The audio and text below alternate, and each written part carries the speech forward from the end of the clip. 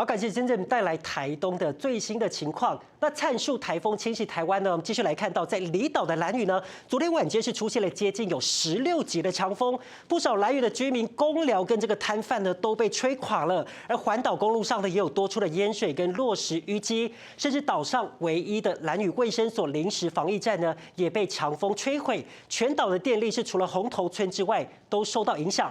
那目前还在抢修当中。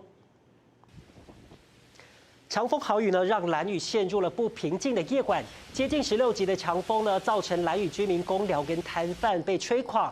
环岛公路上还有多处的淹水跟落石淤积，那甚至岛上唯一的兰屿卫生所临时防疫站也被强风摧毁，全岛几乎呢都是大停电的。虽然台风逐渐远离兰屿，不少的居民在天亮之后呢是赶紧来整理周遭的环境。目前除了红头村有电力之外，其余都还在抢修当中。台电人员表示呢，希望赶在中午之前可以让全岛恢复电力。